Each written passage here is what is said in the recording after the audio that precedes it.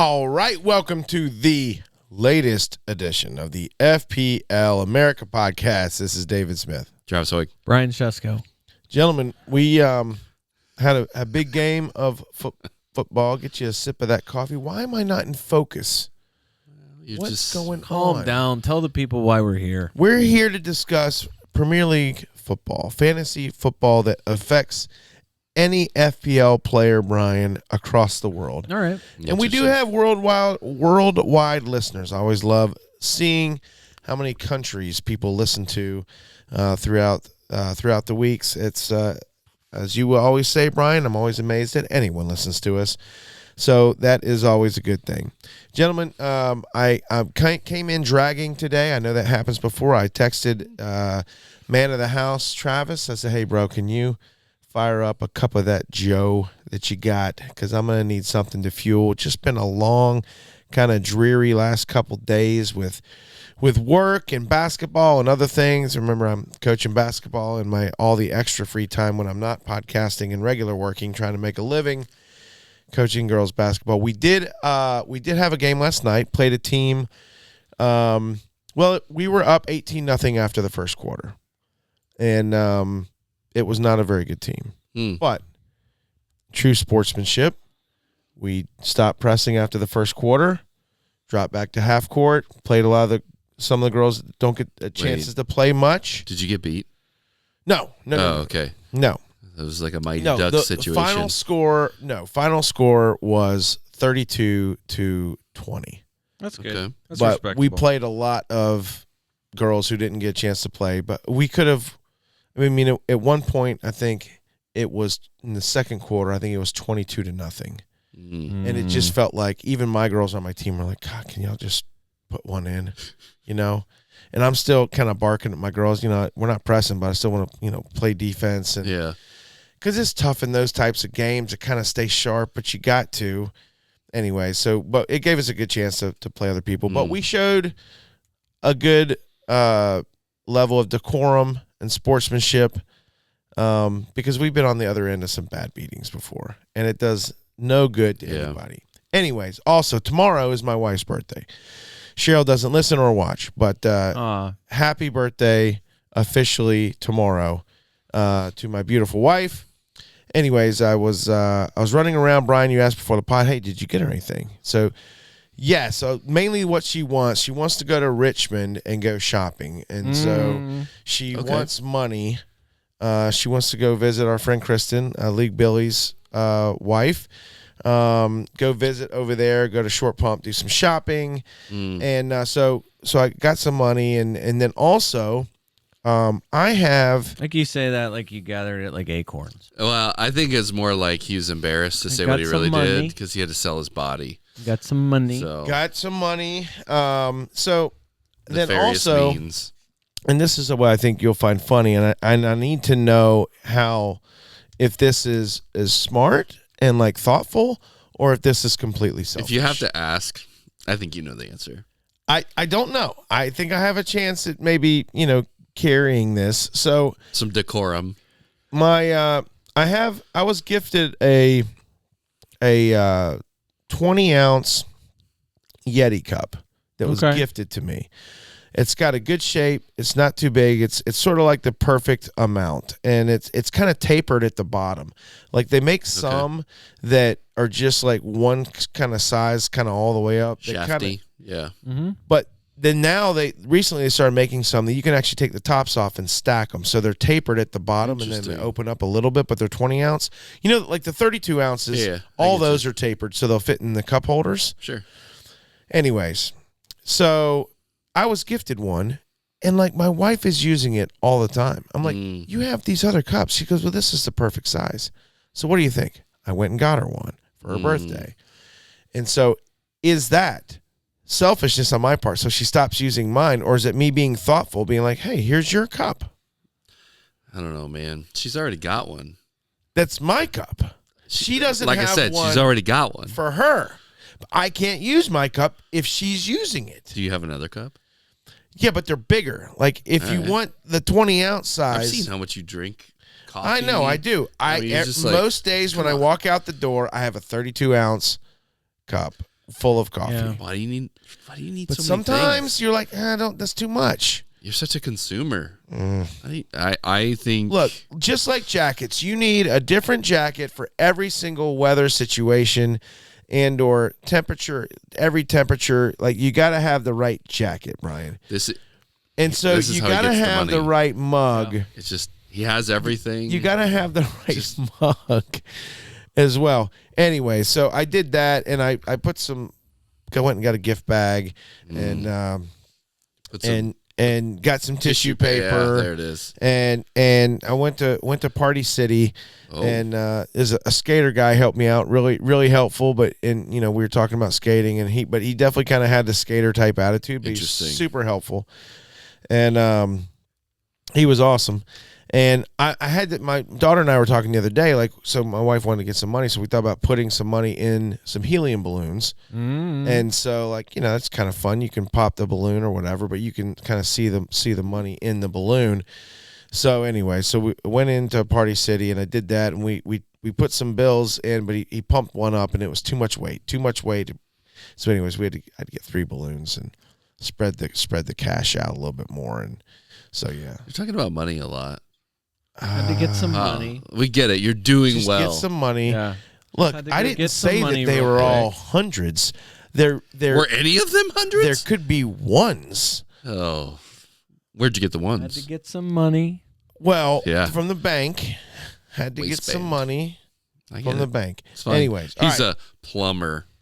Look, just as my dad always says, just trying to pay the bills, man. Just trying to pay the bills, and I don't do that well sometimes.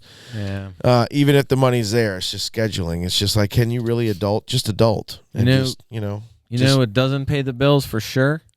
Talking about Fantasy Premier League. Yeah, Fantasy Premier League. That's true. All right, middle school basketball. So much. Also doesn't pay the bills. Middle school basketball. I get paid tons of money to coach. Oh yeah. Shopping at malls does not pay bills. Middle school basketball does not pay bills. No. Losing golf tournaments FPL does not pay bills. All right, where are we going to start, Brian? We have a lot to talk about. Lead us into that. Let's start in Tottenham. Tottenham. I think first of all, everybody needs to gear up because it's Christmas. You got 3 fixtures in quick succession here. So one, already gear up for players that you care about or go quickly after for transfers to not play when you want them to, or to get some sort of reduced minutes when you feel like you need them to do something for you. And 2, just be ready for injuries that you didn't want or suspensions that you weren't. You gotta have a full team. Maybe with the exception of goalkeeper. Yeah, I would say you got to have people that so play. The nice thing with goalkeeper is Lucas Fabianski saved everybody. So if he's your second goalkeeper or whatever, you're covered there. But most people have that. I think a lot of people are paying attention probably have that. But either way, just a quick note just to say there's a lot happening here between now and January 4th. So the reason why I wanted to start. Do we have a game count, by the way, on that? How many games between now and Jan 4, like in the next 2 weeks for the most part? I mean, is there like 4 or 5 games each? I can't count that high. Well, it should be 10. Okay. 10 each week, or 10 each game week. And how many game weeks will we have? Definitely 3. Okay. So we're headed 3. into 17. It's 17, 18, 19. Right. So it's a lot. It's a lot of games. I wanted to start because we haven't started with Spurs in a long time. 2, they scored 5 goals, and I think this is partially it's that everyone's been so sick of it, but it all kind of came to a head here. There was enough, at least online chatter, of people getting frustrated with Ange, which seems odd. Where now after a midweek performance against Rangers, where they come back to draw. So a hard-fought draw. Should they have been in a place to draw? But not that we're talking about no, that. but also like this. Also in a week where they're doing an internal investigation for their training for the physios. I didn't know that. Because because of the kind of outbreak and the long-term nature of a lot of the injuries they've sustained. So they're inquest, if you will. Squad depth is poor. Inquest into the physio staff? Yeah, why is everybody hurt all the time? Why are they not getting better? Yeah.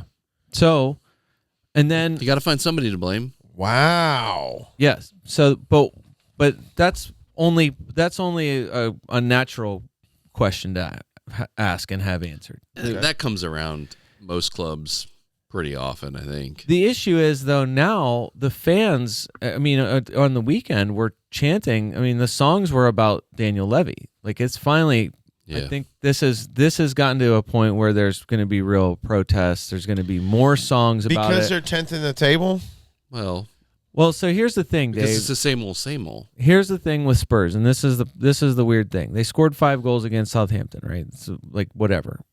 Southampton's not necessarily easy, that. right? Yeah. You should beat them, but scoring 5 goals against them hasn't really happened. So it was implosion, obviously implosion. Correct. Southampton. But like, this is one of many. Like, just Matters Prop at Matters Prop on X. The wins that Spurs have had this season: 4-0, 4-0, 5-0, 4-0, 3-0, 4-1, 3-1. Right. Their losses are 3-2, 1-0, 1-0, 2-1, 4-3, 2-1, and 1-0. All by 1 goal. Yes. Every loss by 1 goal.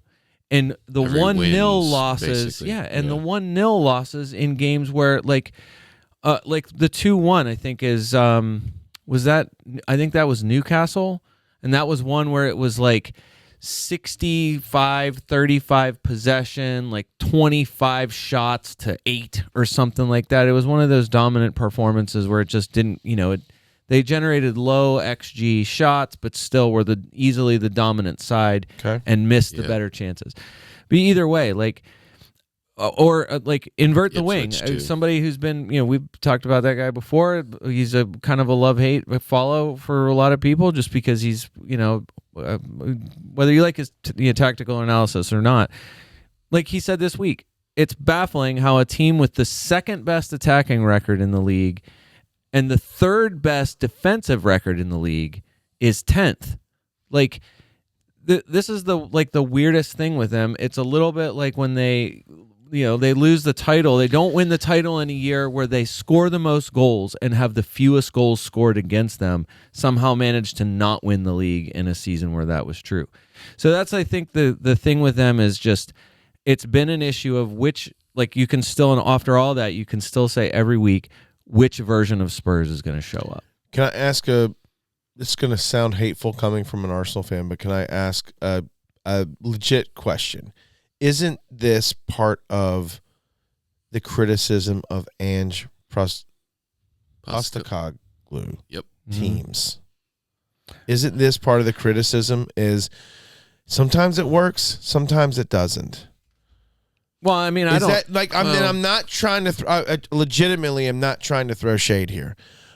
But and I haven't studied it enough, but that maybe I'm probably just regurgitating what I've heard is the reason why he hasn't landed bigger jobs is because the style he plays is risky. And sometimes you die by it, and sometimes you crush by it. Yeah, I think this time, it's finally, like, you can go back through the history and just say, like, Spurs with Pochettino had legitimately competitive teams. Absolutely. Every year he was the manager. And in that run of competitive teams included a transfer window where 0 transfers were made. Yeah. Like, that was, at the time, I remember we were on at that point. We had this thing going on at the time. And I think it was like, well, they have a competitive team. I mean, that was the best you could say about it is like the results were really good last season. Like you have the squad that you built and you trust the players you have. Maybe you don't need anybody. And then it turned to it turned bad.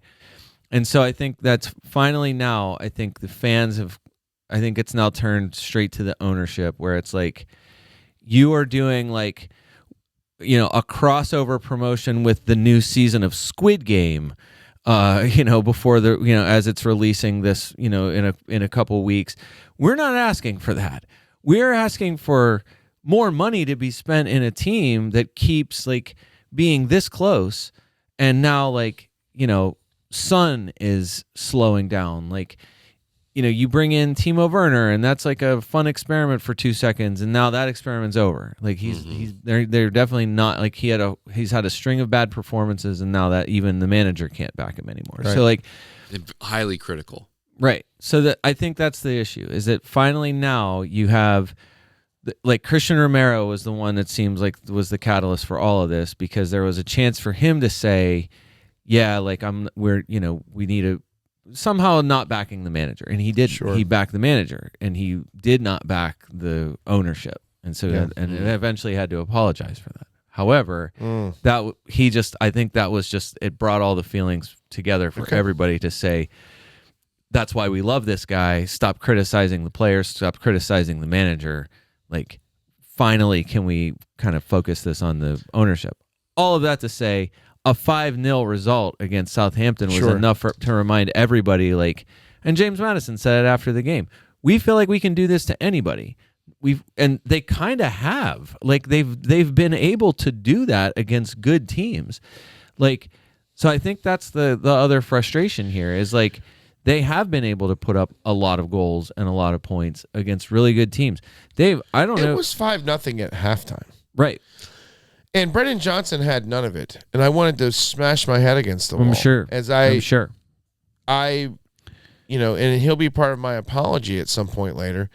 I vouched for him. Like, I'm buying him, and maybe selling him, because I've already got it queued up to sell him this week. If you can't, that's going to be an on-pod transfer.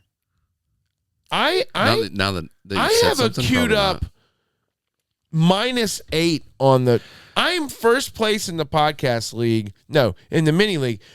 5th place, tied for 5th in the podcast league. I'm ready to go -8 because I feel like there's guys I have to have in my team, and guys who I've had I keep waiting to perform, and they are not. And I'm ready. And he's just gonna go find some money. He's gonna buy them. I'm selling points. I'm costing myself a -8. I really think I'm going to hit this save in a minute. You're like the Spurs of the mini league. You're a real Levy right now. Right. It feels like one of those times where, like, getting these red hot players. I feel like more often than not this season, taking the hit to get the player who seems obvious to get at the time has been worth it. So I want to start with James Maddison, because we talked about him. You know, I can't go to Madison. I've had him in my team before. I feel like this is one where it seemed like a pretty obvious sell, and now you know, after a brace, 3 bonus points, and a 15-point week, you guys can see as well as I can, he is now number 5 in midfielder scoring for the season. Wow. It's just, and I would say arguably their most important midfield player. No, I agree, and I agree. Him or Kulishevsky. I think everyone would say Kulishevsky deserves the armband, but you know, a fully functional James Maddison makes this team extremely dangerous. It's just like 2 games ago he subbed in against Chelsea. Right. As you can see from last week, you can see he's not immune from rotation.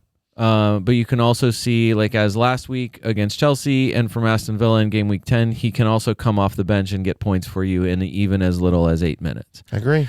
So on Spurs for the season, he is 4th for shots. He is 3rd for shots on target. He's taken 19 shots in the box, which that's, to me, is 19 of his 27 shots have been in the box. That's fantastic. Wow. For somebody like Maddison, who I agree.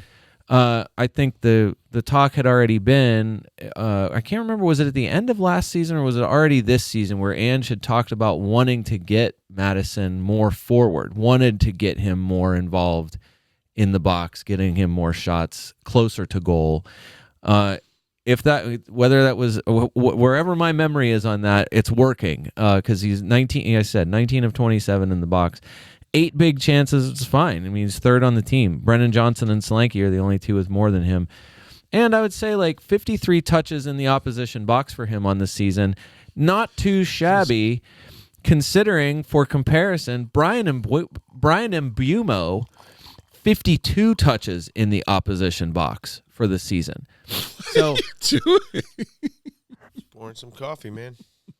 I'm saying that James Madison has more touches in the box than Bumo. That's for the season. That is really surprising. And think of the minutes that Especially Bumo with Wissa plays. out. Yeah. And think of the minutes that you Madison know recently doesn't where play. Madison has a 6-minute and an 8-minute in back-to-back games this season and still has And more 2 games ago played 11 minutes. Still has more touches in the opposition box on the season than Brian and Bumo. And then is it Bumo? Bumo? It's BEU, so it's not Buemo. That is the one thing it is not. It's not Buemo. It is not Buemo. No. Cool. Bueno. Hey, it's 400 minutes difference. You realize that? He's created 25 chances. He's on their set pieces. So that's the thing. And like against Villa, it was a direct free kick. Right. That he scored. You're right. So that's where the All right. He's not on penalties. James Madison has not been given the credit on this podcast that he should be getting. He has been given the credit on this podcast, but not by you. You owning him. One of us have ever had him on this podcast, but you don't own him now. And I got rid of him because of the 6 and 8 minutes, scary minutes. But now you would reconsider that. I would strongly reconsider it. Dave, here's what I wanted to talk about because Son was the next guy. Obviously, still has it in him to have a good performance. The money makes it tough to justify. Although, man, Dave, 5.1% selected, $9.8.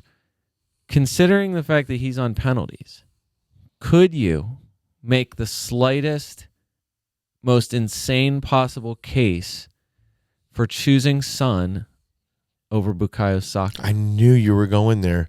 No.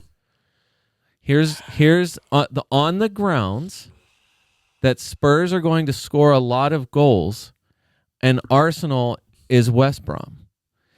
And here's your season. But he hasn't played 90 minutes 2 game weeks in a row. Yeah, but entire season. Sonny doesn't need to. Spurs, that's not true because he did it for the first couple of weeks. Spurs have scored 36 goals for this season. Travis, he's played 45 minutes and scored 14 fantasy points this week. Hey, 36 goals for Spurs on the season. You know how many Arsenal have scored this season? 18. Did you know that? No, that's not. That's not really low. That's such a pessimistic view of your own team. You said West Brom. No, they're at 29. I mean, Spurs have outscored them by 7 goals on the season, and XG for Spurs is 30. Arsenal's 26. So, like, we've talked about it last week. Like, they're just not... did you expect 0-0 at home against Everton? No, I'm still down about it. Did anyone... We don't need to talk about it. I'm not saying it's always going to be like that, and I think Saka, I mean, he's generally going to be the one involved, but, like... I know. No, it's a valid look. I know for let's sure. Let's discuss right now. Saka's coming off a eighth against Manchester United, Fulham, and Everton. 2 of those games at home. It's a 3-2-3 for Bukayo Saka. Now, I assume the total, like for the season, I assume the goal involvement is higher for Saka. I assume that, I mean, obviously the output for Saka has been higher. I'm just like, it's not that. I'm just saying, like, I mean, on the season, Saka's outscored him by 29 points. I know for a fact, like, just on the content creator side, someone like, say, Late Riser, who, you know, just a known quantity in FPL. He does not have Saka in his team and has gone triple Arsenal defense. So he's put all the money into, you know, 1 or 1A defense in the league. League Connor had Gabriel and Timber this week, and people cashed in. Right. So I'm saying, like, you could do that, and especially now because, like, there is no middle. I just don't think this is going to... So if you're only focused, which most people are, on the Premier League results, yes, Arsenal seem to have been struggling to scoring, but when it comes to Champions League, there's open play goals that are happening all the time. Right. Yes, for whatever reason, in the Premier League, over the last 4 or 5 games, there does seem to be an open play goal drought. Obviously, I mean, anyone who's watched any of the games... And it's been painful. This week was brutal. I mean, God bless. You got to win that game against Everton, Mike. But it didn't happen. And you know what? If you can't do that, then you're just not ready to win a title. Travis, they have 2 losses on the season, 8 wins, 6 draws. Reminiscent of when Liverpool lost multiple titles. Draws lose titles. To City by drawing more games. So the one thing I wanted to say, sort of in support of Tottenham, is they've won 7, drawn 2, lost 7. Mm-hmm. Yeah. One would easily argue that they would. I know where they are in the table. They're further down than Arsenal in the table, but it is very easily when City has beaten Liverpool, they have lost for titles over the last 5 years. Yeah. They are losing more games than Liverpool and drawing less.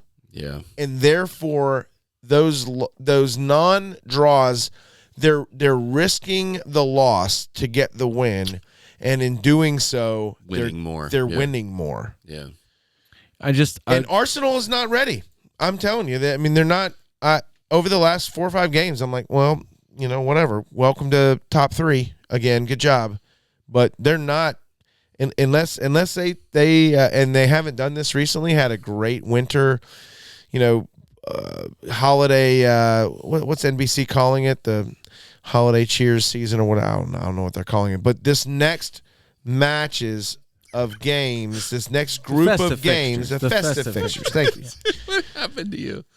The coffee's just getting me going here. The festive fixtures, they're just, if they don't come through that with flying colors, holiday fun time, holiday cheers. It is going to be a season. Chelsea.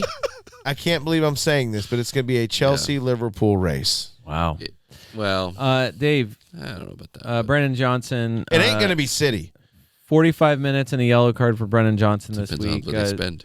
0 points, obviously not good. Killed me. 52 minutes and an assist last week. He killed me this week. 4 points is better than 0 points for sure. I don't need. He's gone. I have not hit it, but there's a young man we'll talk about in a minute that is coming into my team.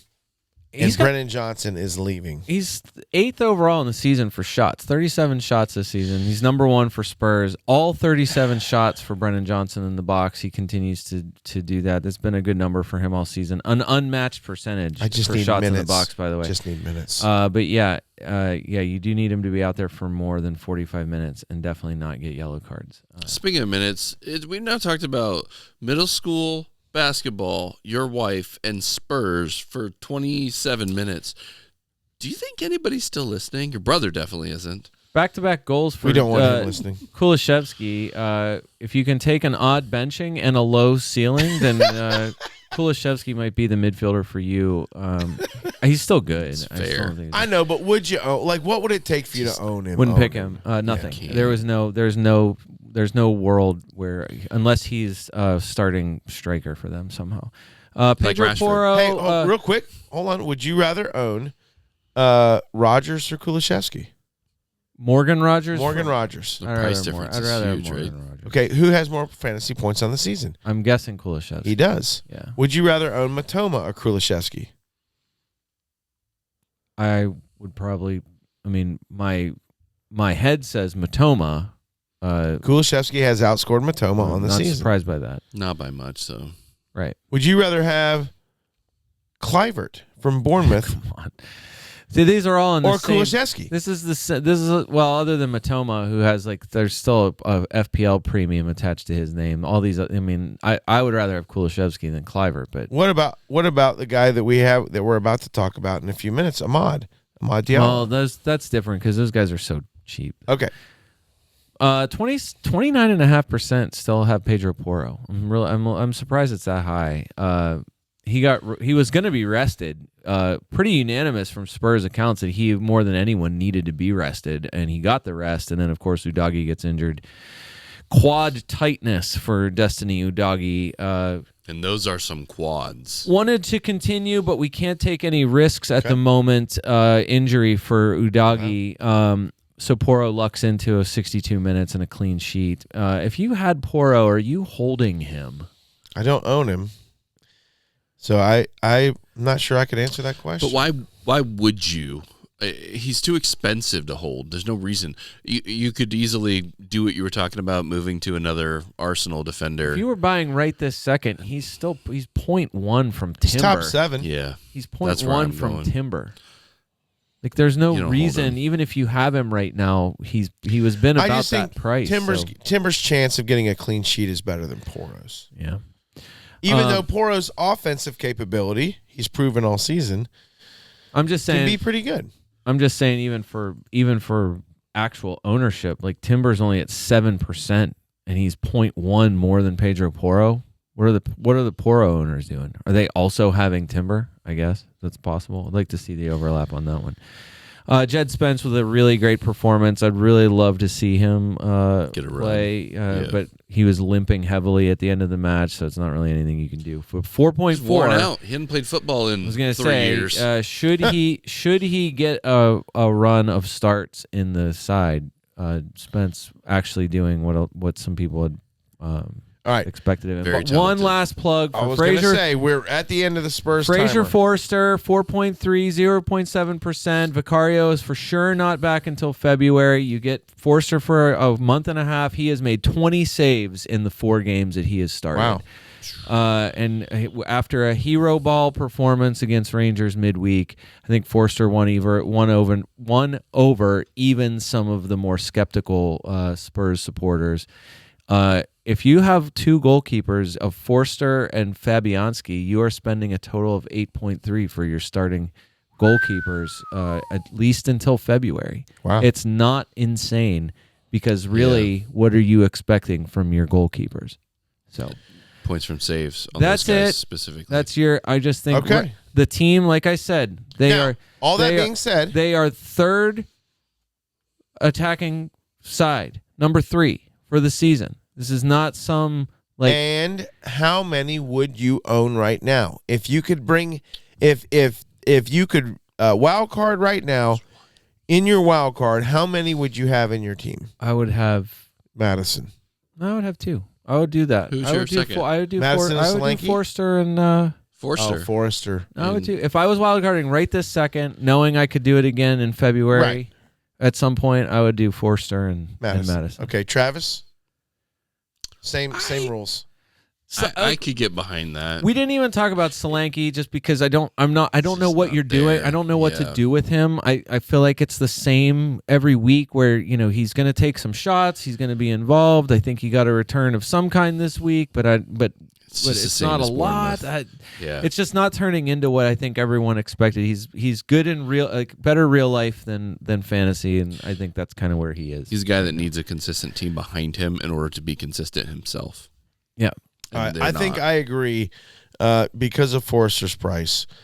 And the rando, when Spurs win, they win like 4 and 5-0, which means they're getting clean sheets. And that means Yeah. Forrester's going to get something. And at that cheap price, I agree. If I was wild Maybe. carding right now, I think I would probably own Madison, although I could bring him in this week and I'm not. So they there's did it. that. It's- I am I'm on the taking fence a with minus that. 8, It's and I'm just- not bringing him They in. did it with I don't believe you. Dragusin as their only normal starting central defender. I mean, that's the thing. Like they're not Ben they- Davies, Brian, is a stud. Not. I don't think he started. I don't think it was him. Malachi Hardy, maybe. I mean, they got They people. got names. Those are some names. They started 4 teenagers. There were 4 teenagers that played for them this week. And it worked. It did work. Maybe that's the kick up the Maybe that's backside the they needed. mojo. Anyway, Udagi, Archie Gray, Jed Spence, Is Gray. Yeah. Dragusin. yeah, Archie Gray played back. And he's been very good. When he had a little bit of an injury, but he's been very good. All right. Anyways, Got a fire in Moving that one. on. Let's move on to this podcast kind of gave some credit, and I don't think we were wrong when we gave it. But Wolves, I mean, they were. should we buy or run? I mean, I'm a Cunha owner, and I think he's going to be on the way out.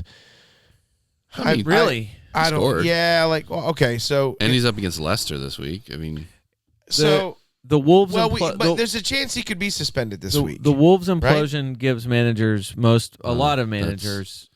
Well, a lot of managers one big decision and a Don't they have a new manager? They don't got a have new a manager. manager. Two big. No, I'm Yeah, No, saying they like did. They signed somebody. did they already? Yeah, or they're. 800,000 pounds a week or something. I'm talking about FPL managers that Oh. have Nori and Cunha. I guess start if you want to start with Cunha, Dave. You can start with Cunha. I don't hate Cunha.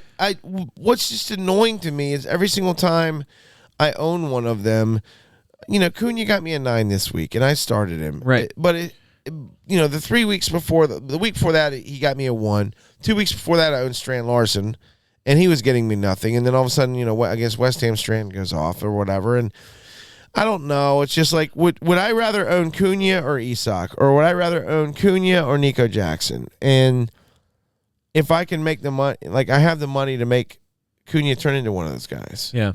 Well, so FPL Mark, M-A-R-C, I think he's a fantasy scout guy.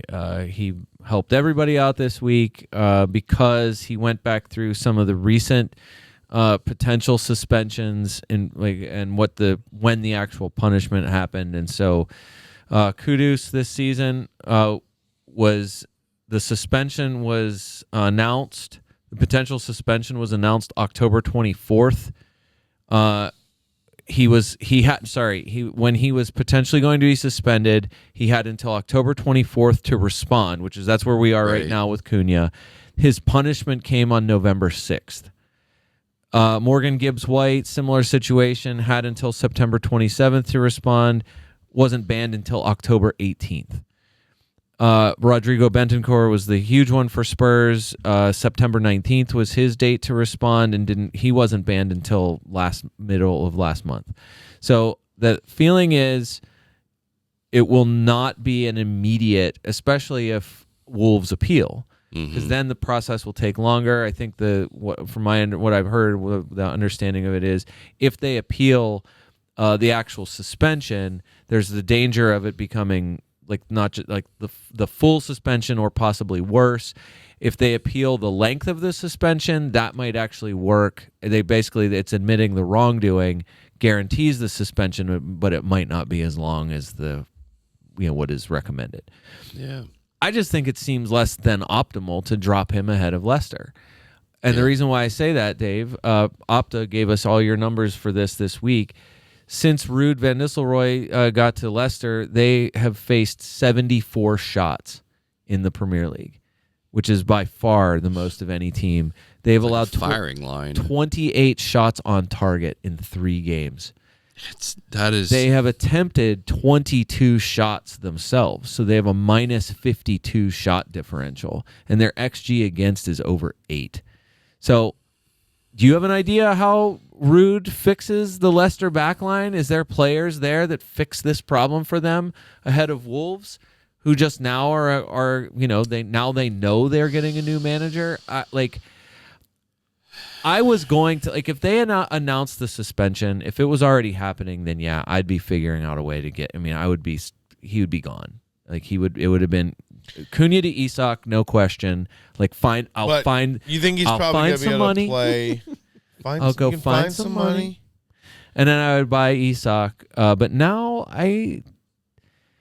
is Isak better? Yeah, of course. Is the situation better? Yeah, of course. This week though, that's a lot of money. What's that? Fair enough. It is. It's a lot of money. I'm just saying, any of the other guys cheaper than him though, I think you could make the argument. I feel like the lead argument would be for Chris Wood. Yeah, that would be where Chris Wood. That would be where I would go. I already own Chris Wood, and I own Kai.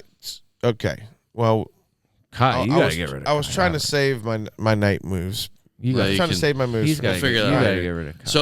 So Cunha probably hold on to at least for this week, but start making plans to get rid of him because he's likely going to have to serve some kind of suspension. Definitely going to make have a suspension, and then even after this week, the Wolves are already kind of screaming at you to sell them anyway, starting in game week 18, where they go on a nightmare run until. They're at Bournemouth is the last match of the bad run, and away to Bournemouth has been hard. Yeah, they're not going to be worth owning until February, in the middle of February. So, and even then, God knows what that's going to look like. All right, I'm going to hold off on one more week.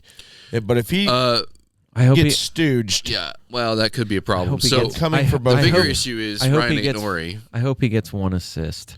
So we talked about Ryan Aït-Nouri pre me hitting record. Yeah. There's some pretty substantial implications that are ridiculous. Yes. I have you have him? all red triangles. My entire team is just an absolute disaster. I know everyone hates him, and I've heard it was FPL Wire, it was Prost talking about it this week, and I kind of agreed with his take on this, which is basically like if you got him kind of when he was picking up, you got at least one goal and one assist from him. You didn't get any clean sheets, but were you really expecting them from him? Kind of like you got something from him. You just didn't get what you were hoping that he could get you for you. So it was more of like, kind of like, I get why you're mad, but you can't be that mad. Right. You knew what you were probably getting into. got at least a goal, and you almost certainly got the assist out of him last week. And also, if you saw him play last week, he's basically playing up front. So that's the thing. Like, if you knew that was going to be the case, you probably would have been more excited about getting him and holding on to him. It's just, the fact that he gets a yellow in the match. Everybody's ready to sell him anyway because of the yellow card suspension, but then turns the one yellow into two yellows, which the red takes precedent over the single yellow. So he gets the red card suspension this week and then comes back still on the 4 yellows, still one yellow card away from another suspension. So great. It's an easy sell, and the tough thing is there are so many players in the price range of 8 Nori, depending on who you have, or if you already probably have at least one of the replacement the one. The world is speaking the name of Anthony Jedi Robinson. Seems to be the guy that everyone is making the obvious choice to go to. Price has already gone up once this week. Did not go up last night. He's been excellent. Like, I think I feel like he's making people proud to be an American again. I think that's where we're at with him. He's been so good. Like, you finally can say, like, hey, that guy's from, where he's from. Wow. I did do that. We were watching my son and I were watching the game, and I was where like, that guy's from. And I was like, Fulham scored, but at least Robinson got the assist. He goes, what? He goes, well, he's American. He goes, so? It's like, okay, great. Thanks, bud. Jeez, get out of here, Soren. Like, really great. The 2 assists get him all his points this week. Yeah. Because they concede the 2 goals and he gets a yellow card in the game. But I think that's exactly it. Like, 3 assists in the last 3 games. Like, it's just Fulham. We've already said this. Fulham, we said it last week. Fulham is good. Like, there's a good team. I think everybody recognizes organized. They are organized. Liverpool was lucky to get that draw, sort of. I mean, they were playing. They were down. I know they were down, and 10 men. So kudos to them for driving and coming back and getting something out of it. I was going to say that also they scored full strength. So that's the thing. Like this, it's not like Anthony Robinson got his assist after when they were right. up on. Oh yeah. Right. They were already 1-0 up when the red card came out, and then they scored again. Obviously, when Liverpool went down to 10. But the fact that Liverpool scored both their goals with 10 men is kind of a big deal too, I think. So all to say, yes, Robinson is there. So the real question though is, so Robinson makes sense, but what doesn't make sense? Well, if you're not done, go ahead. No, I was going to say the obviously, if you can get to if you can get to an Arsenal or a Liverpool starter, I mean, the obvious choice is to go. Obviously, you're going up to one of those people if you can. It's just that's a lot of money. A lot.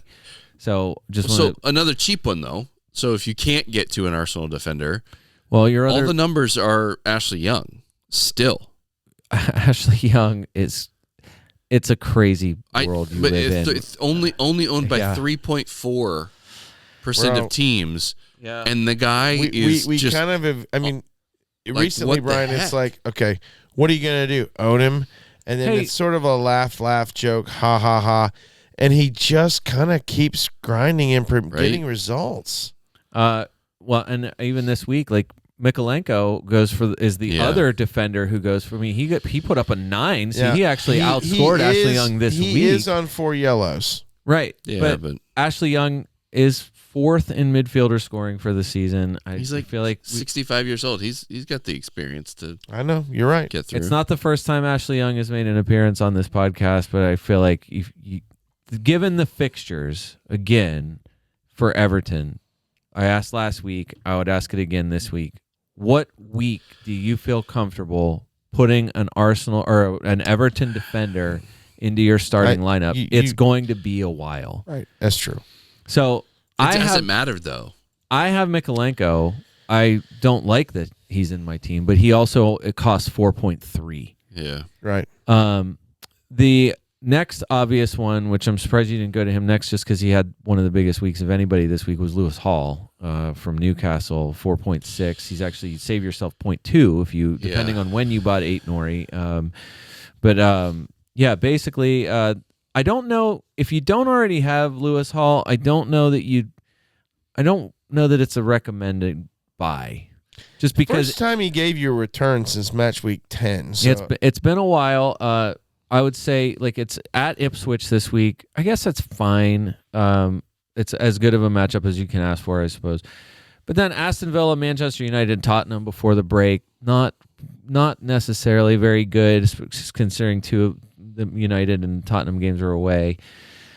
For what it's worth, in the last 4 game weeks, Lewis Hall created 8 chances. That's tied for most among all defenders. Also, 14 touches in the opposition box for Lewis Hall in the last 4 game weeks, second only to your man, Urian Timber, leading all defenders for touches in the opposition box in the last 4 games.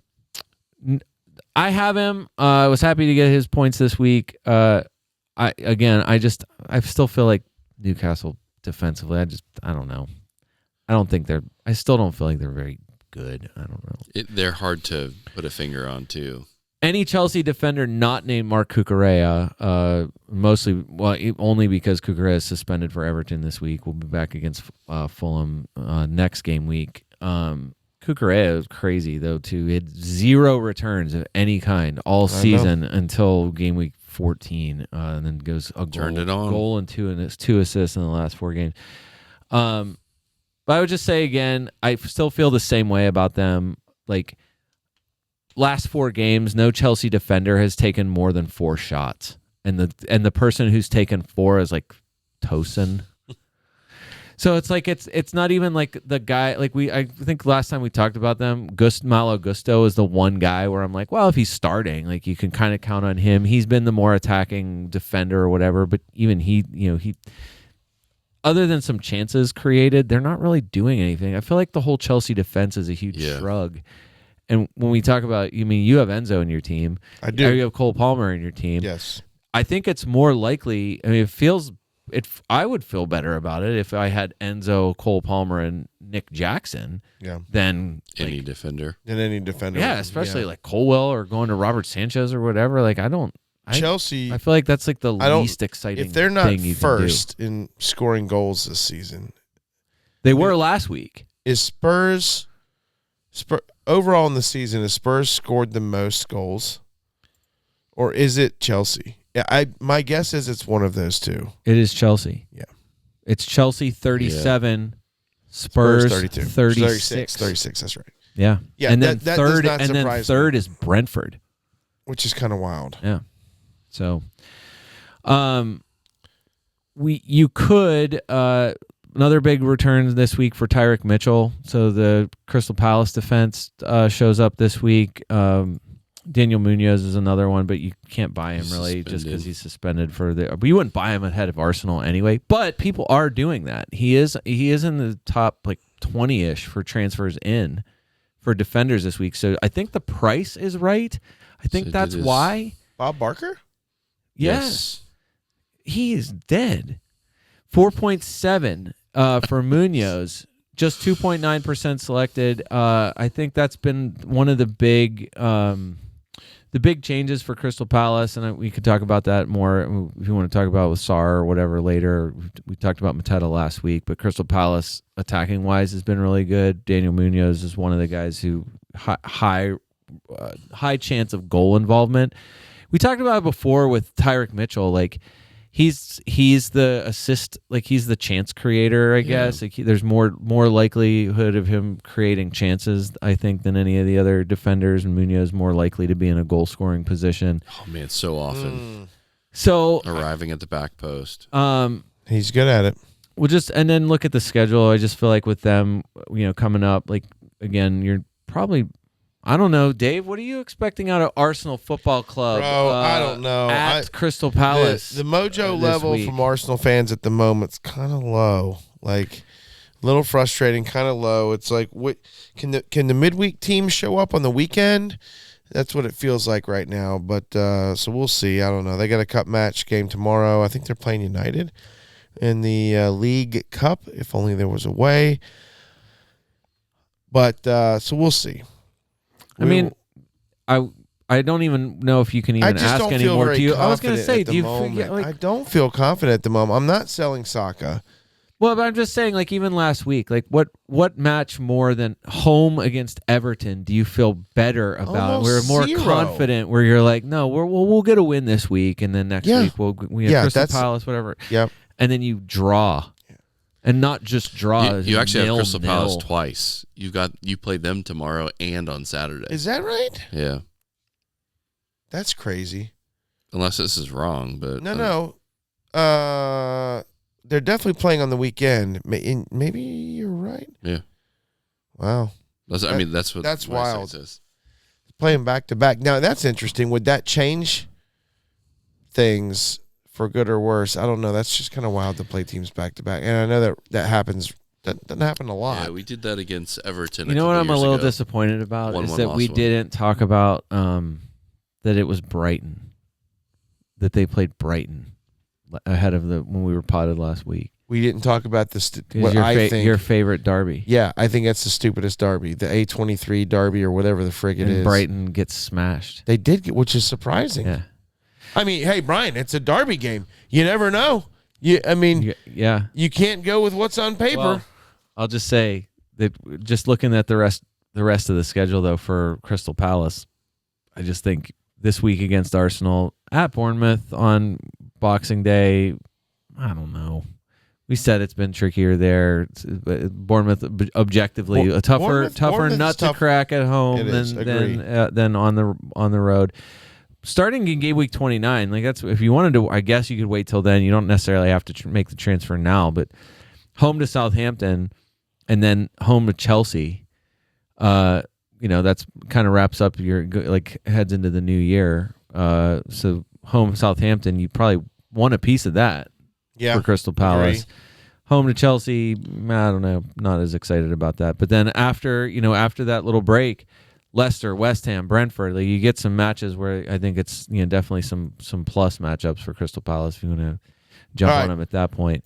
Let's talk about people that matter. Listen, it kind of does matter. I'm just saying, those are legit guys. I mean, you're right. The one group that we didn't, I do like Munoz in there. That we didn't talk about it at all.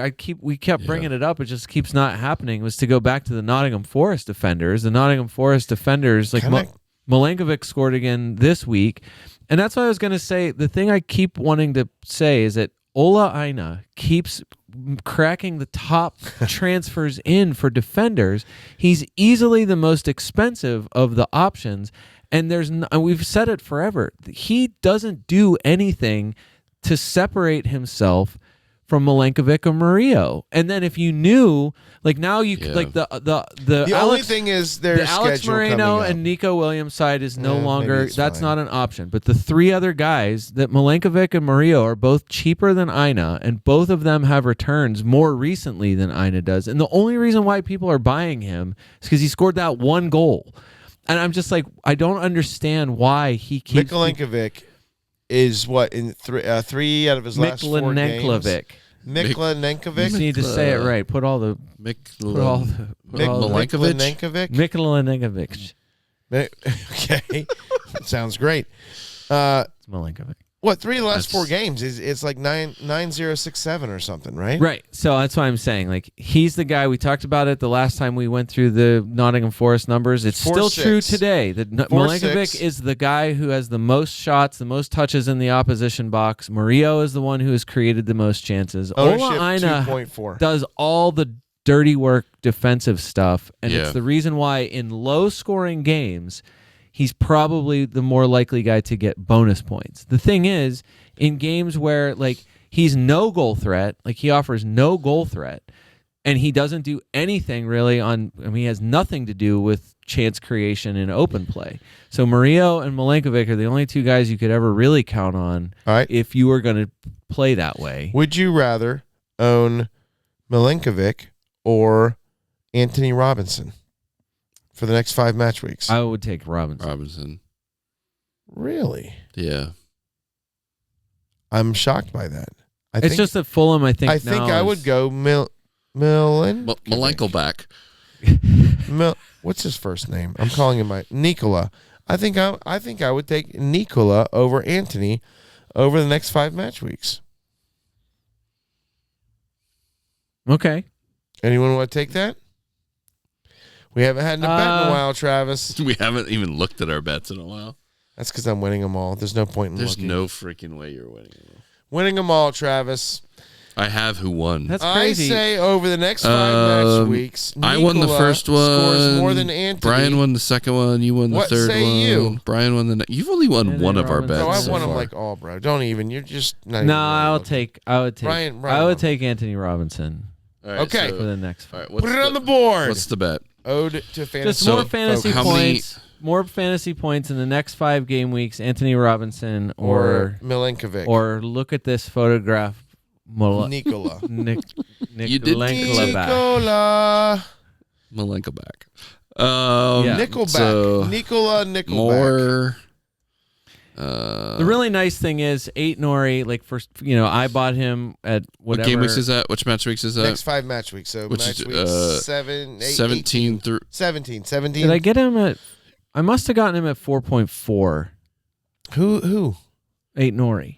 Because the whole thing is a replacement for okay. Ryan 8 Nori, whose current price for me is 4.6. Got you. So then, He had gone up as high as 4.9. I'd say he's probably back down to 4.8. He's back down to 4.8. You need to sell him and keep that money. Yes. There's no, let me make sure. Let's check Fantasy Football Fix. I know there's Live FPL is doing a really great job doing predictions for price for FPL prices. He seems to have done a really good job recently, kind of really being precise in predicting why someone is about to rise or fall. But as of now, 8 Nori. No, he's in no danger, immediate danger of dropping again. Travis, Konate is, how long is he going to be out for? The website officially says unknown return date. I think they're looking at February right now. Oh, so he's gone for a while. Like there was an update today, and it's definitely going to be longer. I've been holding on to him, thinking that it was going to be a shorter term thing. He's not in training yet. Now he's on the chopping block. It's saying probably February at this stage. Hey, Dave. Before he's match fit and can contribute. Crazy enough, surprised you didn't bring it up. Just that West Ham was that free kick away from like everybody having like a massive day against Bournemouth, and then Unal. Buddy. Free kick. What a kick. Have you Crushed seen that Fabianski's clean sheet. I was kind of frustrated about the guy who would have also gotten a huge result again, Aaron Wan-Bissaka, with the assist on the who scored for West Ham? I think you're right. Paqueta scored for them. Was it? But no, that was another attacking return for Aaron Wan-Bissaka, somebody who I think would. Paqueta. I own him. Paqueta? Did you start him? Or Yeah. Bissaka? I started Bissaka. Well, look at that. I started him. Dave, he's in 6.3% of teams. That's another, I think the next 2 weeks, you bought him because of this schedule, I'm sure. Home against Brighton, I don't know. Fine. Look, I don't know why I kind of went to him, although the fact that he just passed the eye test, he looked really good against Arsenal and against a couple other games, and like he looked a little bit offensive threatening, and I don't know. Fretful, I that's don't your know word. why I went to him, to be honest, because there's other guys out producing, and I don't know. At the moment he's not killing me. He definitely helped me this week. So who would you rather have, Aaron Wan-Bissaka or Rashford? Aaron Wan-Bissaka. Just checking. Are you leading me into my Yeah, apology? I am. Let's talk about No, this, it's Dave. just- Why I feel like did you love him so much? I'm just saying. I can back why I said what I said. You wanted to finish. I'm the just thought. saying Brian that. always has something to say. Look, you no, should just talk over him. I'm just saying that Aaron Wan-Bissaka, like he really kind of came on here those last 5 games. So in the last 5 games, only Saliba has outscored him, and it's because Saliba had those 2 fluky goals. Yeah. Otherwise, he and Timber would be. Well, they would be the leading defensive scorers of the last 5. To your point, though, only because Wan-Bissaka also had those 2 fluky goals. He also had 2 fluky Let's goals. just call a spade a spade Yes, here. you're right. It was basically the same thing. All right, Yeah. They're playing on house money. So a couple weeks ago, and I said this when the manager changed. I said, and I was tooting my own horn, hey, I think the person that might benefit the most with this new manager coming in is the one Marcus Rashford. And didn't notice anything really the first game. He played 56 minutes, but the next game against Ipswich had a goal, 8 fantasy points, and then against Everton, 14 fantasy points with 2 goals. And since then, it's been 31 minutes, 1 fantasy point, 31 minutes, 1 fantasy point, and then wasn't even in the team. Him and Garnacho were not even in the team against Manchester City. Yeah. Brian, in the words of Matthew Berry, I was wrong. Yeah. I was wrong. He does say wrong. that. Well, so do a lot of other people. He says that better than anyone else when he's wrong. I was wrong, and I don't know how. I still stood behind it. But now, 3 weeks out, I don't know what's happened. Now he's a future Arsenal. And now He's he done. is being sold. He and Garnacho are absolutely being sold. What did you see Rashford's comments today? No. He came out and specifically said on a couple of occasions, when I leave. Really? And talked about I'm a new challenge. I'm ready for a new challenge. When I leave, and kept talking about how he wasn't going to talk bad about Manchester United, but that he was ready for something new. I'd take him at Arsenal. Well, you might. He could, you know what? He could sit on the bench right next to Sterling. He could. Sterling, I wish they'd play Sterling. Him and Martinelli are gonna have such a good friendship. Bro, on Martinelli. The bench. Oh man, you guys are gonna crush the EFL Cup. Martinelli's got to stop starting games right now. That's a problem. Anyways, we're not talking about So Arsenal. what you want to do? You want to go through the Simpsons? Sorry. You lead me through it, Brian. I feel like I need to say it. Look, I've given some very good fantasy advice this season. This is the first it's been pretty time good. I feel like I was really horribly wrong. So I feel like I need to do it. Okay, yeah. Matthew Berry might say I'm wrong in the best way possible, but Mo Sizlak says Yes. Lead me in through the this. best possible way. Dave, Yes. repeat after me. I'm a stupid moron. I am a stupid moron with an ugly face. with an ugly face and a big butt. and a big butt. And my butt smells. And my butt smells, And I like to kiss my own butt. and I like to kiss my own butt. Okay. Well, I think that takes care of it, Dave. Wrong. Thank you, Brian, leading me through that. On the heels of that, I might as well say, a couple weeks ago, I'm like, hey, Brennan Johnson, look at these numbers. He's doing this, that, and this. I put my money where my mouth was, and I owned him the last 2 weeks, and it's pretty much done nothing for me. And I don't. You're moving to Ahmad Diallo. It's not time for night moves yet. All right. But Do you have any numbers on there's Diallo? Other Did we guys. look at him because he's definitely there. He looks the part. For I have sure. numbers on Diallo. Oh, I mean, I get the hard fast numbers on Diallo since match week 11. 6, 8, 11, 1, 5, 13. His cost is 5.2 pound dollars. Ownership is 11% and going And it's going up. Yeah. And man, I'm getting on and he's playing as a striker in this system for the most part, and doesn't seem to be having a falling out with the manager. Yeah. So Amad Diallo, I think, honestly, and Brian, you brought it up earlier, is he a better own than Enzo? I don't know. But my advice to everyone is get Enzo and Amad in your fantasy team. I was going to say, Dave, the best thing about this is, so you had 13 points for Diallo this week. Game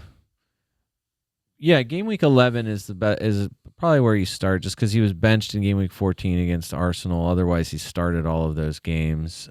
44 points since game week 11 is tied for fourth among midfielders. You know who he's tied with? Enzo, yeah. Which makes it like this. That's the reason why the it's 5-0 versus 5-2. Well, now it's 5-1 versus 5-2. Oh, Enzo went up? Yeah. So 1 goal. So the weird thing is, Diallo 1 goal, 6 assists. And Ahmad's 6 assists are on 8 total chances created. So that's pretty efficient. But are you saying it's too efficient? I'm saying it's too efficient. He's created 3. It's too efficient to be consistent. He's created 3 big chances and has produced 6 assists. I think 5 of those. I think only 1 of those is a FPL assist. Plus, he won me over on his goal. His goal this week against City. I was going to say that was tight. Was amazing. The goal, the assist came from the Bruno penalty. He drew the penalty that Bruno scored, so the assist is but whatever. Like, it's still. But the goal he got cleaned on that was unreal. And I would say and compare it to Enzo, who's got 3 goals and 4 assists in that same time frame, and Enzo's got 3 goals on 4 shots on target. Right. So both guys are like. What did I say a minute ago? Being efficient, but you're worried about being too efficient to be consistent. So the only thing that I would say about that comparison is that Enzo has a much stronger team with much better with Palmer and Nico Jackson and Madueke, who's been a man on fire. Right. And they're performing fairly consistently and on the up, right? Yeah. Whereas United is kind of like all over the place, and their team is God knows what it is. Similar to Spurs, you just don't know. Like, it could be United really good, and then United not great. Well, and they're still. I mean, it's still obviously like a developing side. I think what's weird is like it feels like it should be flipped. Like, if you were going to look at the numbers, you would think Ahmad should have 3 goals and 4 assists. And Enzo should have 1 goal, 6 assists, just because of how they produce. Like, their attacking output it's the opposite of what they're doing in real life. Right. So 16 shots for Ahmad, 10 shots for Enzo, 5 shots on target for Ahmad, 4 for Enzo. You know what I mean? Like 34 touches in the opposition box for Ahmad, which is fifth most of all midfielders. Cole Palmer has 33 touches in the opposition box. So Ahmad's ahead of Cole Palmer for box touches. Enzo's got 17. So he's not even in the attacking discussion. And Enzo here's Enzo with 3 goals. So I think that's why I think the price makes it you can't pick wrong. You know what I mean? Yeah. I think something a thing for Ahmad too. FPL Raptor was on Sky Sports, answering that exact question of do you see him as a pick? Like, is he a good pick for the upcoming fixtures? And the point that Raptor was making was basically that he was one of the many players who were competing for the number 10 position. Right. Mm-hmm. And now Mount is, Mount obviously, whatever his injury was sad. Garnacho and Rashford, also competing for that spot. Didn't even make the bench. May not even be on the team. Yeah. And like you said, Dave, like whether it's in favor or better training or just simply like they're just he's not a guy that's out of the team, like that's it. Like Ahmad's got that position and he's crushing it right now. So I just think, again, if you're wild carding and you need to make money in places, good gosh, Enzo and Ahmad. Yeah. Well, but so that's the thing. The issue I have is that you don't need to make money. Well, no, whether to double up and gonna get some money. We got to find some money. The issue I'm running into is whether or not to double up on Manchester United or Chelsea in my FPL midfield. Like, should I? Bruno like which and team? Diallo, Right, because I still have Palmer and Enzo. So that's the thing. Like, do I like? And really, I only have. Do you handcuff or do you diversify? Right. I don't have a wild card, so and I'm not really eager to turn Bruno Fernandes into one of those guys because I'm gonna need multiple moves. Like, because I wouldn't be shifting it. Like, I wouldn't necessarily be shifting it forward. Like, I can make do with the forwards I have. If anything, I would be going into more defense. Like, I would be trying to turn, Greaves or Mikolenko into Timber. You know what I mean? That's like basically $1.50. So that's the point where, like, I get why, Bruno keeps being really consistent, like, as far as returns now. Like, he's been much better for getting something. So as Manchester United has improved, like they're asking more of him, and he's kind of delivering. So is Ahmad going to keep, is he going to have 6 assists on 8 chances created from now on? Like, probably not. Like, is Enzo going to keep scoring? He's going to, 3 goals on 4 shots on target going forward? Probably not. Like, so you're not going to move Cole Palmer out for one of the lesser midfielders. So would I do that with Bruno? I could. Yeah. I could move, if I really wanted to. But then it would also be like, is that to move Morgan Rogers to somebody? Like, am I turning Morgan Rogers because he's my 5th midfielder right now? Like, Morgan Rogers is going to drop in price if he didn't already. Like, that's people are making that exact move. Morgan Rogers to Ahmad or to Enzo. Probably. Yeah. I mean, if that's your biggest fire to put out, like, congratulations. That is a great team you've got. It's not a move like I'm in any, like, it doesn't make enough money, and it's not enough of a, like, it's for a 5th midfield. You know what I'm saying? Like, I feel like that's like the luxuriest of luxury transfers. I hear you. So it's more about like, is there one or the other that you want to prioritize? I feel like I think you're right, Travis. I feel like the objectively better schedule going forward is Chelsea's. The objectively better offense is Chelsea. So tripling up, it seems like Enzo would be the pick if you were going to just pick one. But like, it's like this result this week makes Amada also a good choice. Like, how could you be mad about it? Yeah. No, I hear you. Okay. Awesome. But like, who are look who's leaving the midfield. Like, who is everyone transferring out for midfielders? Like, I just feel like all of the players that people were like getting sick of. Yeah, there you go. Morgan Rogers down to 5.3. Yeah, so he's definitely down. Dave, where you've got Brennan Johnson, he's second most transferred out. It's Emile Smith-Rowe. Yeah, if you've got Emile Smith-Rowe in your team and you're making, of course you're making that decision. That's 17.7% who can go to a guy who's now a differential.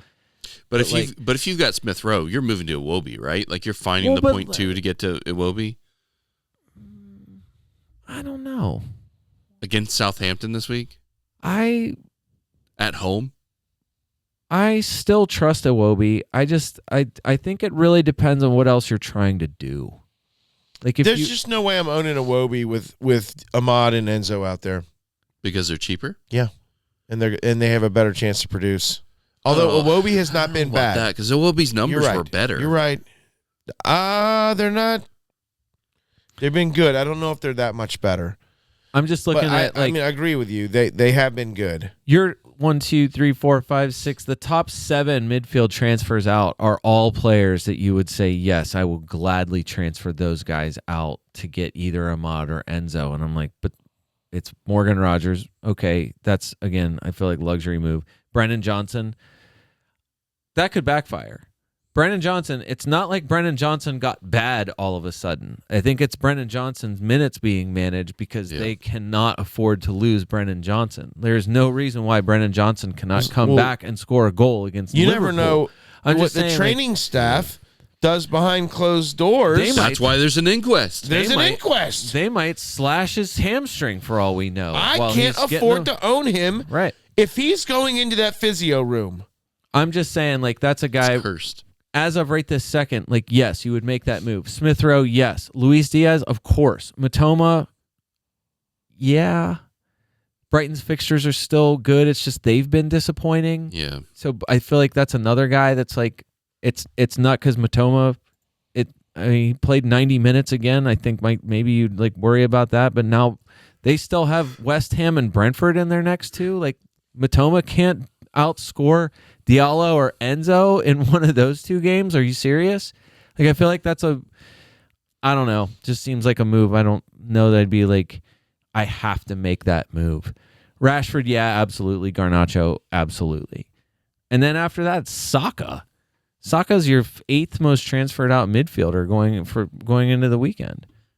People have had enough, Dave. I can't deny it. I'm not selling him yet. Semenyo. I sold him weeks ago. Right, that's a huge one. I feel like that guy was such a trendy pick for the longest time. Bournemouth's fixture is so good. He's only 6.4% selected, and I feel like that's another guy, like one return in like 10 weeks or something like that. Like, it's we haven't talked about Crystal Palace enough.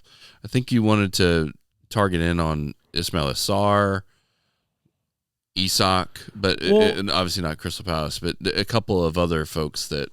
Well, Sar, it was weird. Sar just had a blow up this week, right? Yeah. I mean, I don't think he's been producing on a regular. He had a blow up recently, four games ago.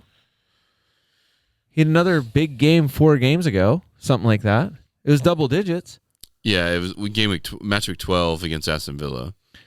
17 points this week. Obviously, the number one scorer for the game week. His first start, Dave. First start was in game week 7 against Liverpool. Then he was benched. Only played 16 minutes off, against Nottingham Forest game week 8. But he's started every game since game week 9. Since game week 9, he is second only to Mateta on the team for shots, and actually is number 1 on Crystal Palace for shots on target and shots in the box. I don't think I would have guessed that, especially given the Mateta numbers that I gave last week. I would have kind of assumed Mateta was number 1 on the team for that. Big miss. That's why a better podcast might have, better content creator might have told you it was something. It's just that, like, for shots on target, he has the second most shots on target among midfielders since game week 9. Only Cole Palmer has more shots on target than Ismail Assar. That's since game really week 9. Surprising. 18 shots in the box is tied for 4th. He is tied with Bukayo Saka. In way less minutes is important to note. Since game week 9.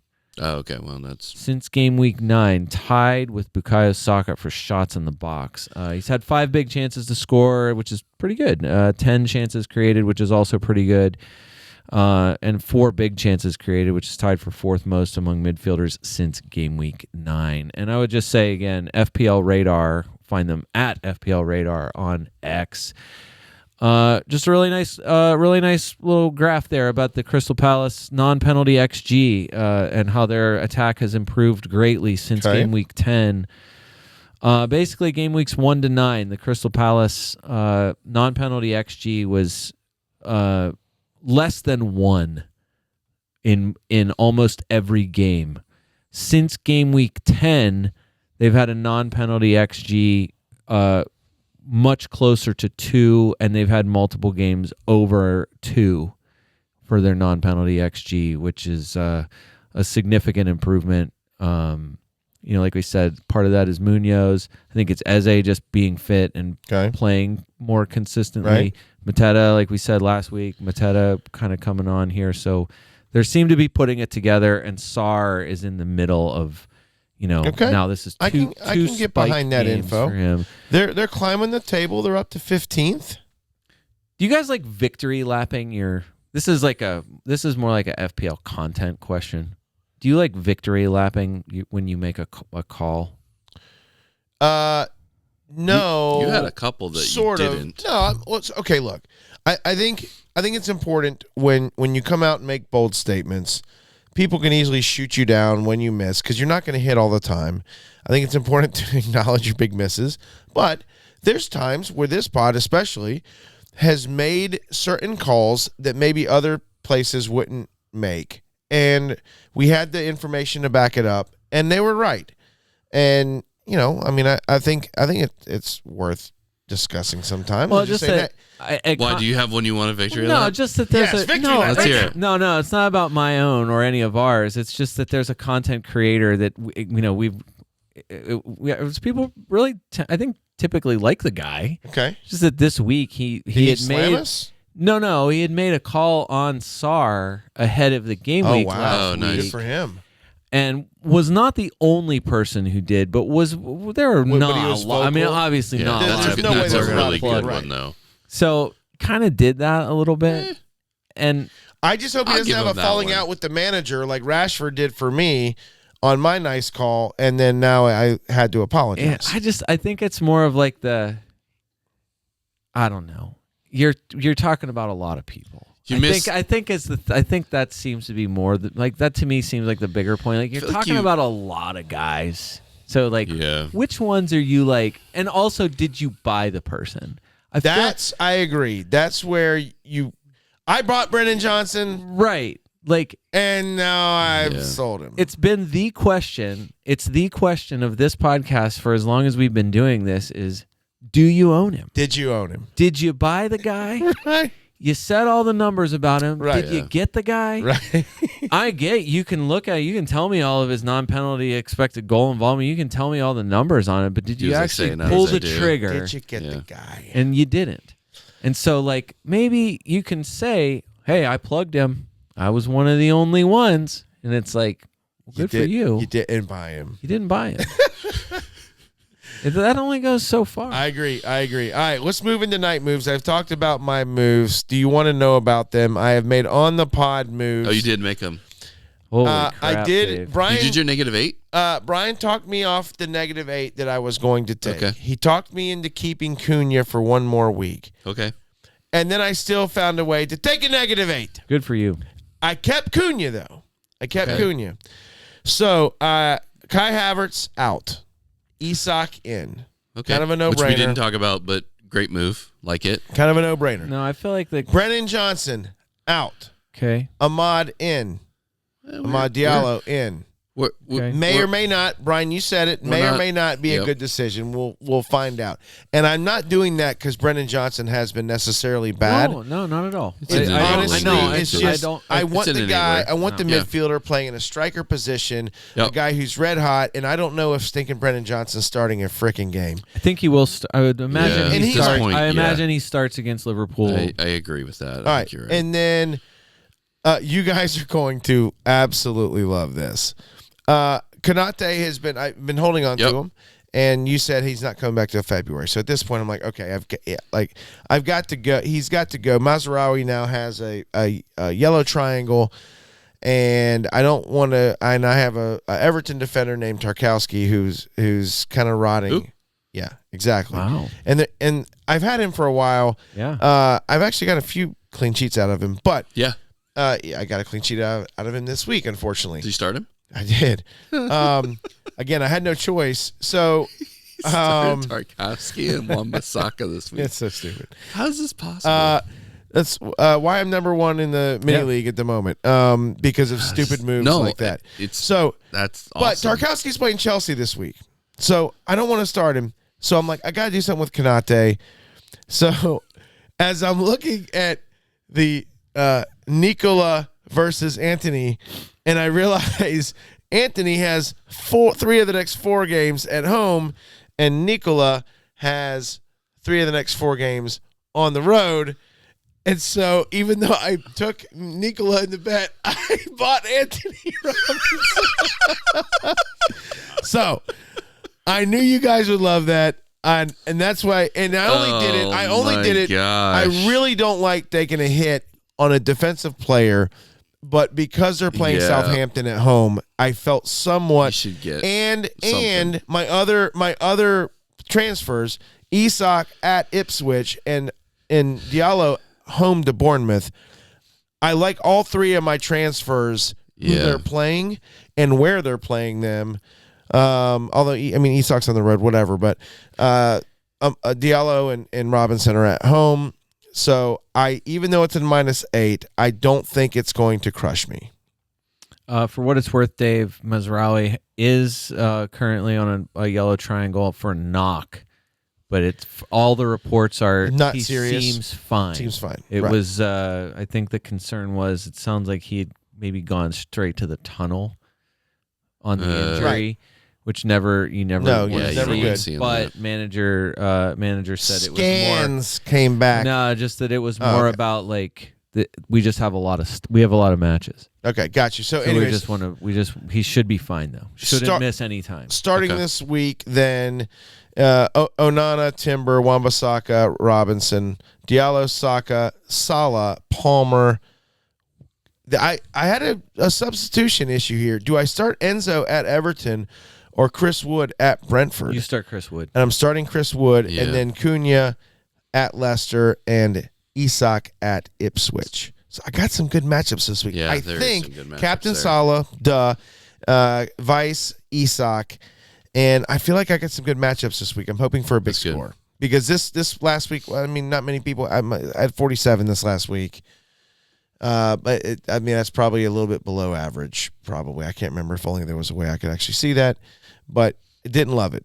I was average, completely average. 47 was the thing. Anyways, those are my night moves.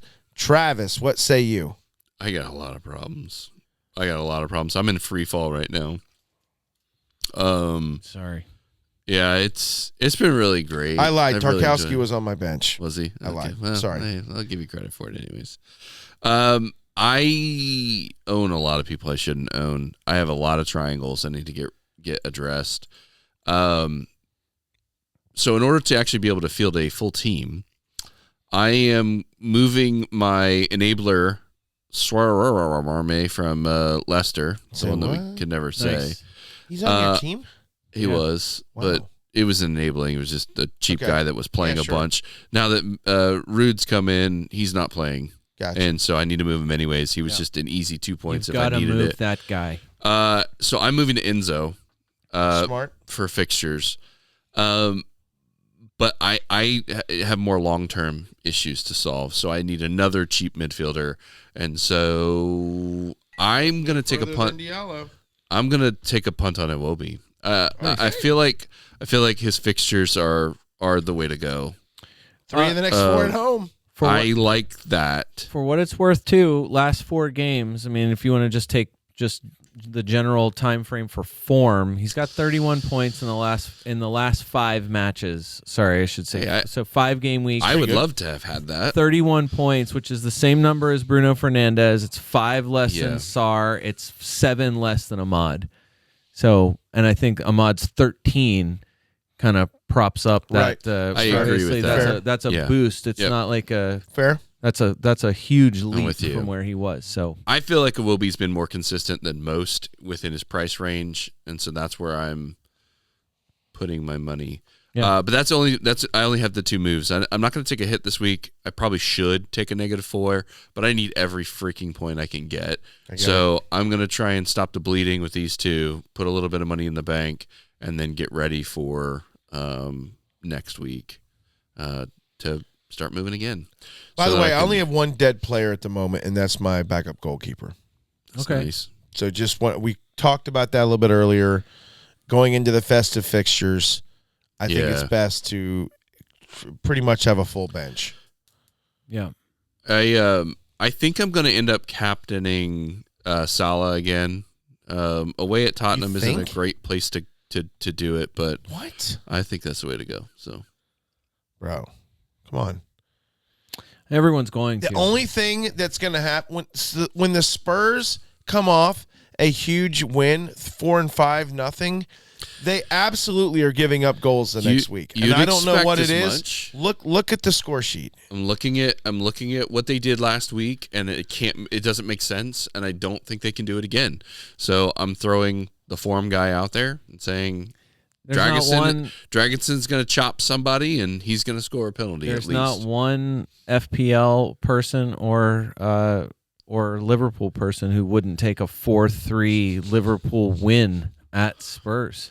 Well, if By the way- if it's a 4-3 win at Spurs, I want one of the goals to actually be offside, but we get it awarded anyways. Okay. That's still what I have want. baggage. You need to let that go. At least Andy Robertson can't get I am Oh no, rooting- he can. He's back. Can. I am Because he will be rooting- back because he's going to serve his that's band right. tomorrow. Yes, I that's am right. rooting Yep. for a Spurs win. We're going to need him. Yeah, you need a Spurs and win. you need a a Spurs win. Salah brace. Yeah. Jeez. That's what I'm rooting for. Spurs win, Salah brace. Yeah, good for All you. right, Brian, night moves. Get on. Man, well, last week I had 2 transfers, and I kept saying I should take a -4 to get Isak, but my -4 to get Isak would have been to get rid of Guardiola But you didn't. and Bruno Fernandes Oh. and Cunha. And Whoa. and You didn't do it. So I did not take. Good for I did you. not go to Isak. I Wait. kept Bruno. I kept Cunha, and I sold Guardiola no.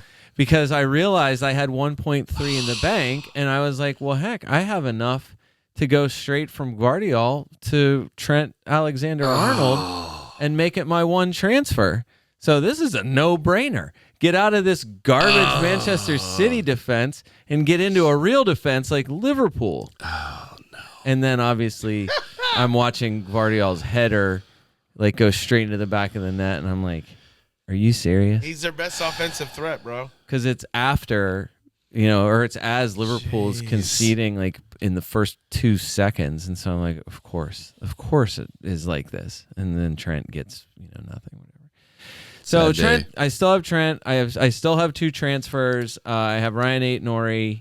I have 0.4 in the bank. So if Aït-Nouri goes to, if it is Anthony Robinson, which is the move the whole world's making, then I only have 0.2. I might just make that one move. The other trendy pick here, and this is the thing for Cunha, people transferring Cunha out, which I hope people do this. I would encourage everyone to do this, actually, is to sell him for Raul Jimenez. That's what I want everyone to do, because I bought Raul Jimenez at 5.7. His price is currently 5.5, and now he's back on the radar again because of Fulham's fixtures upcoming. They're very good, and we've talked about this You for a need while. a price rise. Yeah, I would like a lot of people to sell Cunha for specifically Raul Jimenez. Well, you still have Cunha, though, so then Cunha's going to go down. No, you're just robbing Peter to pay Paul that's here. totally fine. That's a good point. It's not That's gonna. a good point, Travis. Cunha is not going to drop. Cunha is not going to drop soon. He, where is he? I'm sure he's. And even if he drops, it's not going to hurt me because he's at 7.1. I bought him at 6.8. So Right. I can afford one more drop on Cunha, but I'm going to need 2 price rises on Raul. So get to it, world. There's just no way. I can't do it easily. I cannot turn Raul Jimenez or Cunha into Isak. Not without selling. It's got to be either selling Trent, which I just bought him, or it has to be selling Bruno, and it's not. I'm not really keen on selling him. All right, so who are you captaining? I hear you. Well, it's got to be solid. Okay, right. Yeah. If I had Isak, though, I would think about it because Isak was the I have correct captain last week. Isak as my vice. I wish I would have done it. I wish but also I would have not. I would not have captained him over Cole Palmer last week. I am sure of that. Okay. My captain would have been Cole.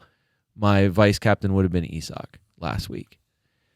Hey, by the way, we didn't even talk about that. The shenanigans with the shifting around on bonus points is stupid. Like I want to throw my voice behind that. I don't know if I want to speak for the whole podcast on that, but Cole Palmer ended up with a bonus point like 2 days ago. Yeah. Like way after the match. Like they readjusted the bonus points from the game. If Bumo does not score the goal in that game, Cole Palmer would have been on 2 bonus. Like I think at that point he was. I think it was Cucurella at 1, and then he was on a similar bonus with all the other guys, despite no return. Like his bonus points were crazy in that game. But then they adjusted it afterwards, and he was because of the number of people, the way the number of people who got bonus, like he would have gotten none.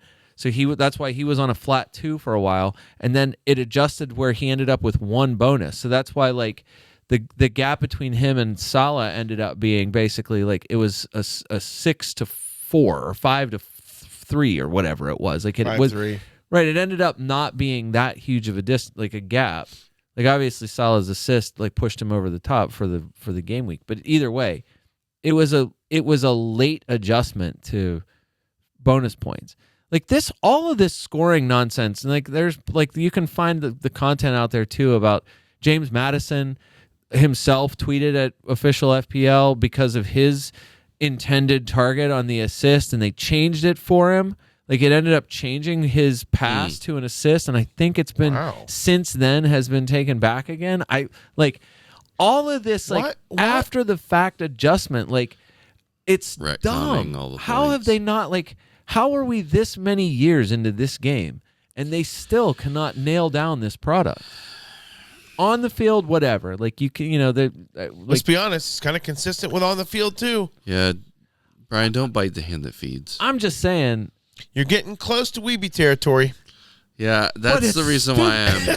I hear That's you. the Can't we reason why agree that this is I'm dumb? sighing as much as I am. 'Cause Like, you just sound like Scott. I got another point, and it's not fair.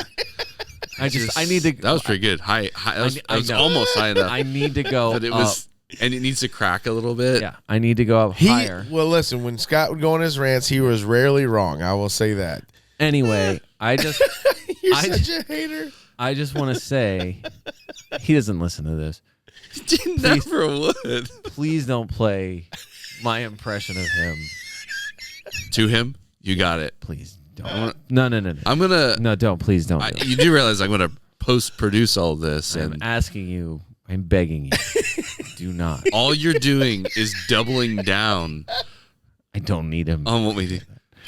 Do you owe him money or something? the Or is point this like a is- situation where you're like, you're worried he's gonna call in your debt or something? I'm just saying I think it's dumb for them to adjust things, and even in a situation like other people, I benefited from. I got a point. Well, 2 I did points too. I got a point out of it. Right, I got 2 points Yeah. out of it because he was my captain. But all that to say, I don't. So you did Captain Palmer, not Salah. Yeah, Oh, interesting.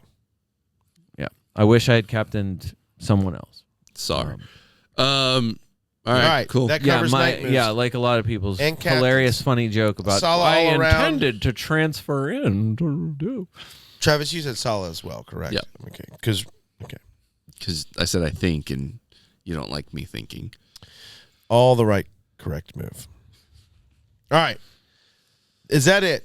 Parting shots. I don't think there's really anything else. Is there a Friday match to start off the week? Negative. Nothing on Friday. Okay. And the festive fixtures start up. When do they start coming fast and furious? When we're like, we're going to be recording in the middle of match weeks, and it's going to feel like it's going on Dave, you got multiple weeks in a row. Now, I will say this. This is a news flash to both of you, but I will be gone for pretty much the next 2 weeks. So we're going to have to, Travis, technically Figure it out. manage this. Correct. I will figure it out. Not great. Dave, the answer to your question is there are Saturday and Sunday games, and you turn around the day after Christmas here in the United States, the day after Christmas Boxing for Day, anyone and who everyone celebrates plays. on the 25th of December. Boxing Day, Thursday, Friday, you have matches, and then you turn right back around on a Sunday, Monday, Tuesday, going into the new year, and then you turn back around immediately the weekend of There New we go. Year's Wow. to January 4th, Wow, 5th, wow. and Monday the 6th. Oh, Arsenal plays on New Year's Day. And then you have the 14th will be the next January 14th. So there's a bit of a gap. Okay. That's the new British winter break. Right. It's only 10 days. It's only 8 8 days. days But it's- from but the it's- end of the Monday match until the match of game week 21, Tuesday, January 14th. But it's more than it has been. I mean, they did it last year, at least last year. I know that for a fact they did it last year. I think last year was their first year. Your early kickoff this weekend is Villa hosting Manchester City. City is going to lose again, and I am here for it. It's absolutely Yeah. going to happen. And Villa's been in horrible form. Maybe City won't lose, but I'm going to be here City's for not it. been great and either. I am Villa's not been going to great be either. watching it. Did you watch NBC the post match commentary with From- Robbie Mustoe and those guys? Robbie Mustoe On made it, the City United match? yeah. No, Just- I but just saying, I was like, not able to watch that. Just saying, like, basically, old City, whatever fully healthy City would have gone for it. This current version of City, like once they scored the goal, they weren't really going after it very much. And even at the end, they were just kind of sitting back and trying to just see the game out at 1-0. And neither way worked. And so that's the thing. Like nothing. Like you've never seen something that's going to be obvious. Just never seen a point in the last however long for Pep Guardiola at least Ever. where they've never where nothing Ever. that they are doing works. Nothing. This never is why happened to him. They don't have a leader on the field. Well, KDB's played a lot of minutes. He's the last not a 2 leader. weeks. Not a leader. I know what they look like, and he's not one. And That's ginger. He's not. Anti-ginger. It is not callback bias. I'm just telling you, Rodri is a leader, and he's not on the field. Vincent Kompany, leader. Vincent Kompany's not walking on that field. Hasn't walked on that field for a while.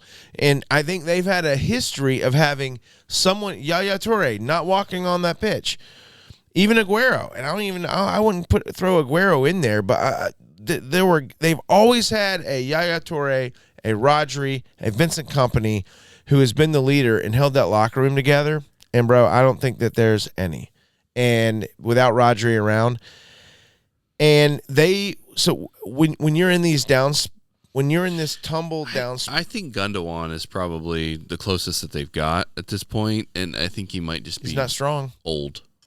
He's not. But out again, there was a lot of talk about City, and we're trying to wrap up, but there's a lot of talk about City at the end of this match week, and the biggest takeaway that I had from the voices I was listening to was they're a team in transition, and we're all shocked to see it because it's never happened to Pep before, that they've transitioned from strength to strength, and you never noticed that they were transitioning. Well, right? Can I they're say a bold move? They're definitely transitioning. It started now. happening when they went 2 or 3 years pretty much without signing anyone. Yeah. And they brought in Erling because he came in on a free for the most part, and they're just paying him a ridiculous. It was yeah, you're right. It was a okay. So and Erling is so good, fee. he masked over all these holes and continuity issues that they're having behind the scenes. Yep. And the second he said, "Stay humble." Well, and They've been humble. Thierry Henry did a really good job kind of highlighting exactly that. When the big man's scoring, everything's fine, but as soon as he stops scoring, everything falls apart because there's no one else to pop in the goals, right? There's no one. And last Phil Foden. season, there were other people that were popping in the goals. They're not doing it because, again, this is a team in transition, and this transition is really starting to take hold. And he gives a lot of credit to Guardiola because he's never experienced it.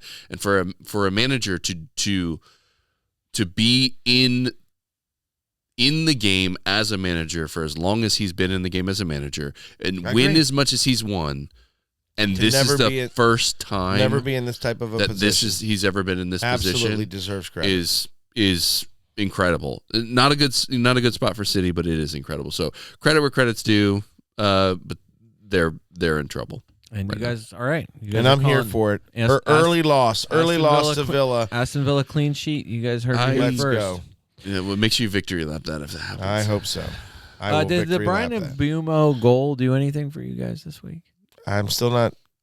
I didn't have him. He's been really good. I know you're I'm just not choosing. I'm not talking bad about him. Back to him. Do you feel like it's a not mistake at the moment. You want to correct in some way? That's fair. That's a good question. Not yet. I thought about it. I feel like you asked a question earlier about Tottenham. Who are you gonna own from Tottenham? I feel like I would rather have Bumo than Madison right now. Okay, that's fair. I feel like I would not say that. Maybe for this match week, but I would. He's not doing a lot. He's still not doing a lot. He's just managed to put goals in the net. I'm taking even Madison. this week. Bumo had two shots. You give me a 4 or 5 week bet, and I'm taking Madison over Bumo. Okay. I think I would take that bet. All right, let's do 5 weeks. Since we did the other one 5 weeks, let's just do That's 5 a good weeks. bet. I haven't even looked at the schedule. I would take like that bet for you Madison guys. over the next 5 weeks over Bumo. All right. Put it on the board. Thank you, Fantasy Focus. All right. Very good. Hey, productive. We got a few bets on the board. On the pod transfers, active active pod, heaping coals on City. Nothing more than I like to do than that. Did you guys win your cup match? It was cup matches? I didn't even look, but there's no Stop. freaking way. Yeah, did you know There's no way I won a cup match. Did you know the FPL Cup is on? There's No. no way. It's on. Stop. Yeah. Oh, no. No. Game week 15 is when it started. Depending on what your score was in 15, like for me, the one of my first good weeks in forever, I got a first round bye. No, I lost I lost this week. Wow, There's no out of the way cup I was already. Are you kidding me? 47-48. Dave? Wow. Who won the game for him? Rodrigo K. He even took a hit. He had a -4. He had Raya, Gabriel, Munoz, Porro. Come on.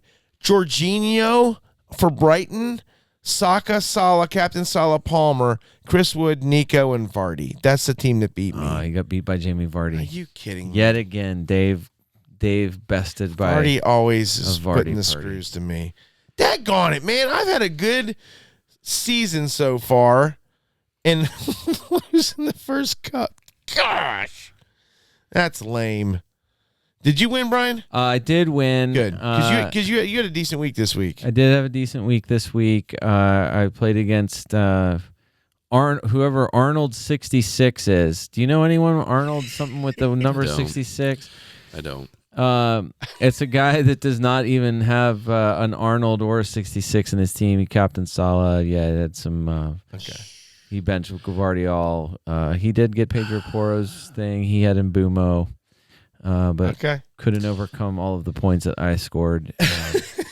I got a buy in 15. Yeah. Wow. 16. There you go. We did it together. That's 16. I got a whopping 38, and I lost to